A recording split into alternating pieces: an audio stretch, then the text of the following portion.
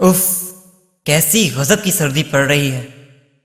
मेरा तो लगता है खून रगों ही में जम जाएगा। इतना मोटा कंबल ओढ़ा हुआ है, इसके बावजूद भी लगता है कि ये सर्दी तो मेरी हड्डियों ही में उतर कर दम लेगी। बाबा जाहिद, ये आतिशदान में जरा लकड़ियां तो डाल दें, काफी सर्दी हो रही है। अभी डाल देता हूँ बेटा।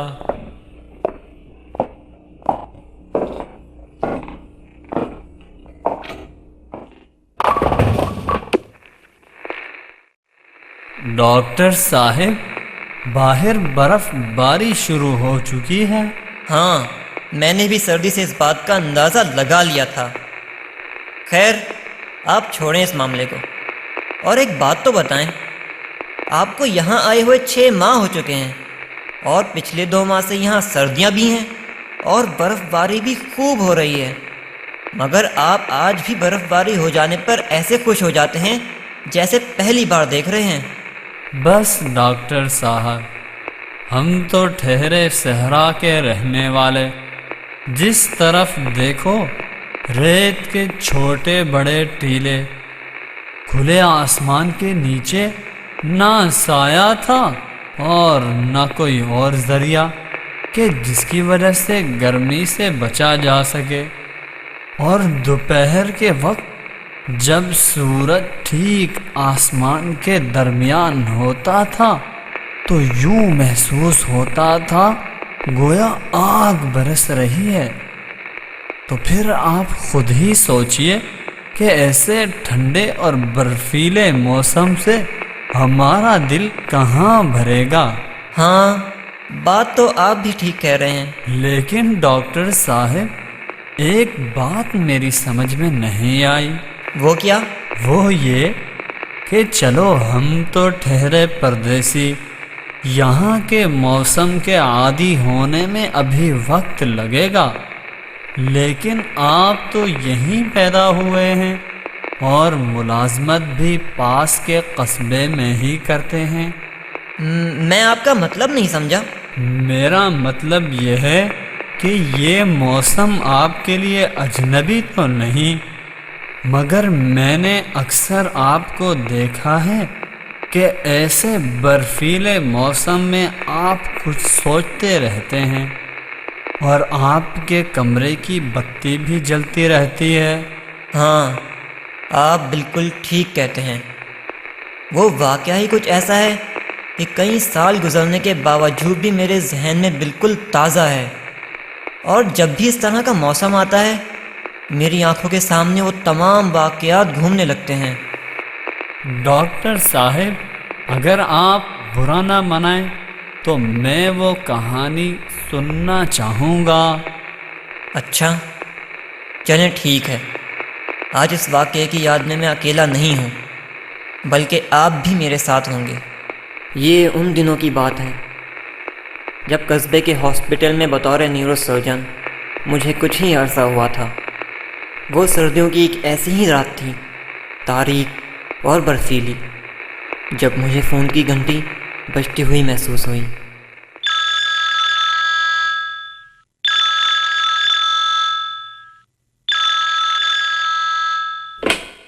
अस्सलाम वालेकुम। वालेकुम सलाम। डॉक्टर उवैस, माफ़ कीजिएगा, मैंने आपको इतनी रात गए बेआराम किया, मगर क्या करूं, एक इमरजेंसी है। यहाँ नज़दीक ही धुंध के बायस एक बस का हादसा पेश आ गया है। ओहो, ज़्यादा नुकसान तो नहीं हुआ? नहीं नहीं डॉक्टर उवैस, ना तो ज़्यादा नुकसान हुआ है, ना मुसाफिरों को गहरी चोटें आई हैं, मगर बस के ड्राइवर का खासा खून बह गया है और उसके ऑपरेशन के लिए मैंने सर्जन जाहिद को भी फ़ोन कर दिया है। और बस के ड्राइवर के साथ ही बैठे हुए एक बच्चे के सर पर गहरी चोटें आई हैं और शीशे के कुछ टुकड़े भी उसके सर में पेवस्त हो गए। मैंने ड्रेसिंग तो कर दी है, लेकिन खून रुकने का नाम नहीं ले रहा है और उसके दिमाग को भी नुकसान पहुंचा है। बस तुम फिक्र ना करो, मैं थोड़ी ही देर में पहुंचता हूँ। देखो डॉक्टर उवैस, इस शहर में तुम एक ही न्यूरो सर्जन हो, लिहाजा फौरन हॉस्पिटल पहुंचो, देर मत करना। लड़की की हालत बहुत नाजुक है। मैं थोड़ी ही देर में पहुंचता हूँ। डॉक्टर ओवैस ने फौरन मफलर को कानों पर लपेटा और चाबियां उठाकर यूं ही बाहर की जानिब लपके तो सामने ही अपने वालिद को खड़े पाया। उनके वालिद ने फौरन सवाल किया, बेटा, इस वक्त इतनी जल्दी में कहाँ जा रहे हो और अभी किसका फोन आया था? वो अब्बू हॉस्पिटल में एक इमरजेंसी केस हैंडल करने जाना है। बेटा ठीक है, तुम एक सर्जन हो, लोगों का इलाज करते हो, हमने इसीलिए तुम्हें डॉक्टर बनाया था। मगर तुम जानते हो कि सुबह से वक्फे से बारिश हो रही है और शाम को बर्फ भी पड़ी थी, है भी पहाड़ी इलाका, सड़कों पर फिसलन होगी और धुंध भी छाई हुई है। खुदा न खास्ता कोई हादसा ना हो जाए। ऐसा करो, तुम सुबह चले जाना। अब्बू बात दरअसल ये है कि एक बस को शदीद हादसा पेश आया है और एक बच्चे के सर पर गहरे जख्म लगे हैं और सर में शीशे के टुकड़े भी लगे हैं। इसका जल्द अज जल्द ऑपरेशन होना जरूरी है। अच्छा, तो फिर तुम फौरन रवाना हो जाओ, मगर गाड़ी एहतियात से चलाना। फी अमानिल्लाह।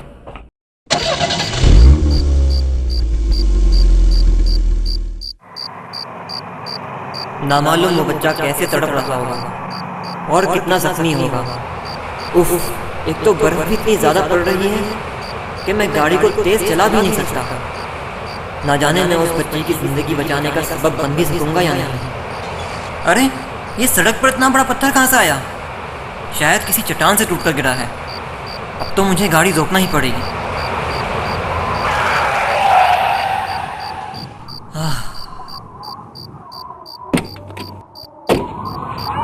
ये इतना बड़ा पत्थर तो नहीं, अगर मैं कोशिश करूं तो इसे रास्ते से हटा सकता हूं।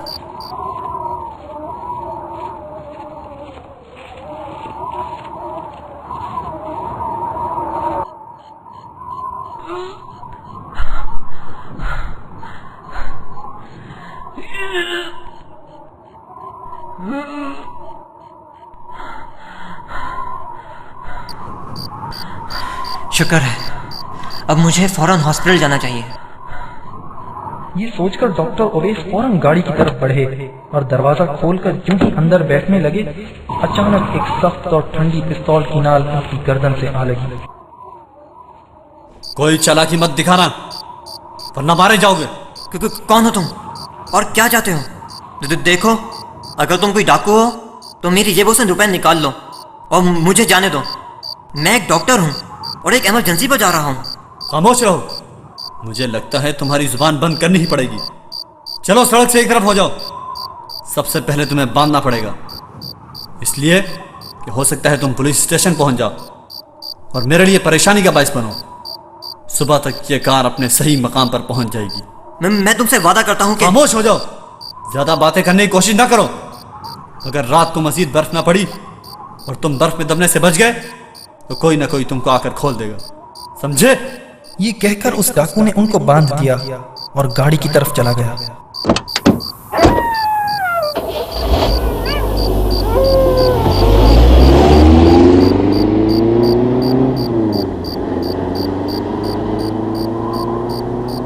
ओह, अब क्या होगा?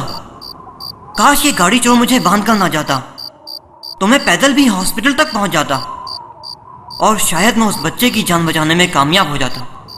कुछ देर तक डॉक्टर ओवैस वहीं खामोशी से बैठे रहे कि शायद कोई राहगीर उस जानिब से गुजरे और उन्हें खोल दे, लेकिन काफी देर इंतजार के बाद भी कोई शख्स वहां से ना गुजरा।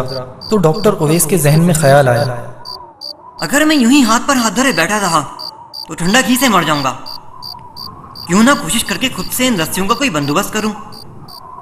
इसके लिए मुझे सबसे पहले किसी तेज धार वाले नोकीले पत्थर का इंतखाब करना पड़ेगा। ये सोचकर डॉक्टर ओवैस ने इधर उधर नजरें दौड़ाई तो सामने ही एक नोकीली चट्टान नजर आई। अरे ये चट्टान मुझे जरूर इन रस्सियों के काटने में मदद दे सकती है। अब मुझे जरूर इसकी तरफ घिसट कर चलना होगा।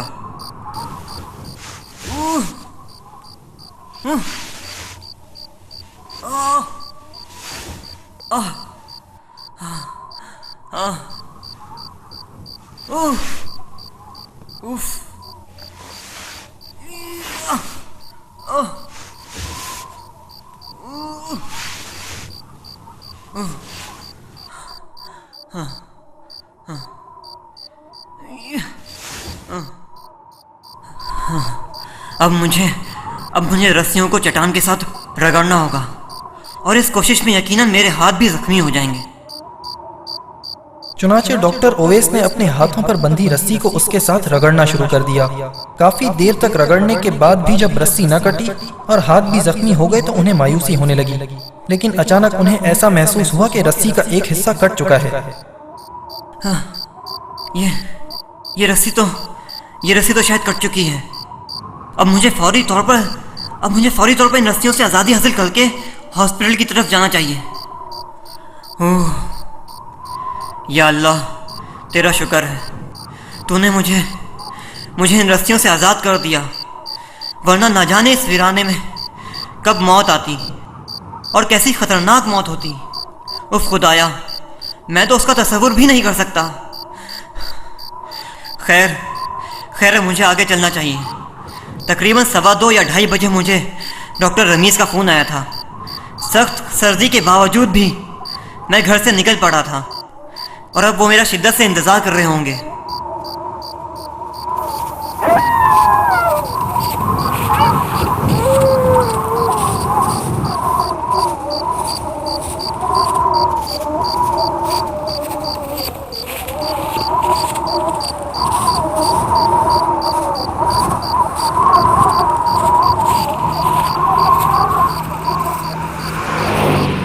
شکر ہے کم از کم بڑی شاہراہ تک تو پہنچ ہی گیا ہوں۔ اب انشاءاللہ مجھے کوئی لفٹ مل ہی جائے گی۔ ارے یہ سامنے جو روشنی ہے، غالباً کوئی گاڑی آ رہی ہے۔ ارے بھائی، روکو بھائی جان لفٹ۔ یہ لوگ تو شاید مجھے کوئی چور یا اچکا سمجھے ہیں۔ یا اللہ، تو ہی مدد فرما۔ ارے یہ پھر کوئی گاڑی آ رہی ہے۔ یہ تو کوئی ٹرک معلوم ہو رہا ہے۔ بھائی جان، بھائی ٹرک والے۔ کیا بات ہے بھائی؟ وہ دراصل میرے ساتھ ایک حادثہ پیش آ گیا تھا اور چور میری گاڑی لے کر بھاگ گئے۔ اور اچھا، آپ اندر تو آئیے، بقیہ باتیں بعد میں ہوں گی۔ آپ کا بہت شکریہ جناب۔ ٹرک میں بیٹھ کر ڈاکٹر اویس نے مختصراً اپنی تمام کہانی اسے سنا دی۔ جب وہ کہانی سن چکا تو بولا، صاحب، ہم آپ کو اسپتال چھوڑ کر آئے گا۔ تو پھر فوراً چلیے، میں آپ کو راستہ بتاتا رہتا ہوں۔ ٹھیک ہے، ہم تم کو ضرور اسپتال پہنچائے گا۔ مسلمان کی مدد نہیں کرے گا تو کون کرے گا؟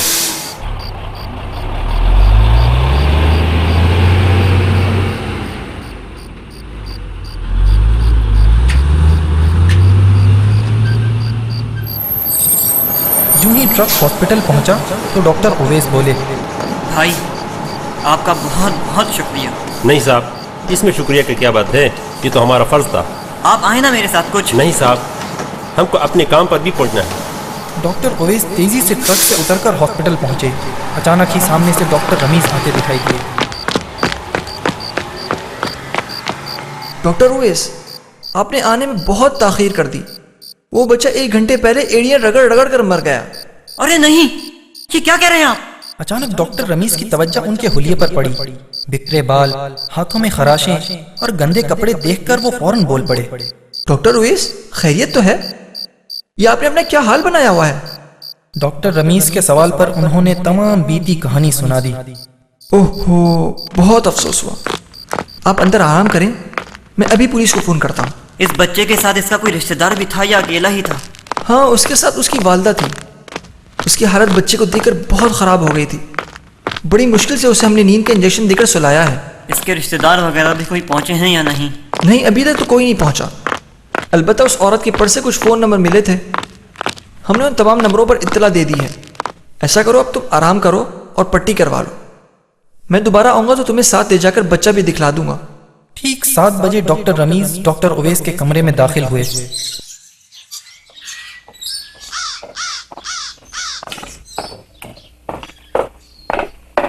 اویس، تم ناشتہ کر لو، پھر بچے کو دیکھ لینا۔ اس کے والد ہی پہنچ چکے ہیں اور زارو قطار رو رہے ہیں۔ شادی 11 سال میں ان کی واحد اولاد تھی۔ میں فوراً اس سے ملنا چاہوں گا۔ صحیح ہے، چلو۔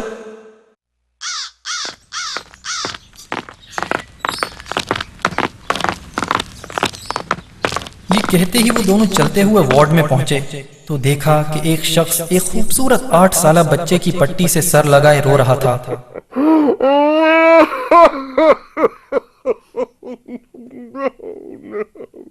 आहट की आवाज सुनकर उसने जो ही सर उठाया तो डॉक्टर ओवेस को यूं महसूस हुआ गोया उनके सर पर बिजलियां गिर पड़ी हों। उन्हें अपना सर घूमता हुआ महसूस हुआ और ऐसा लगा कि जैसे सारा कमरा धुंध से भर गया हो, इसलिए कि ये वही शख्स था जिसने डॉक्टर ओवेस से कार छीनी।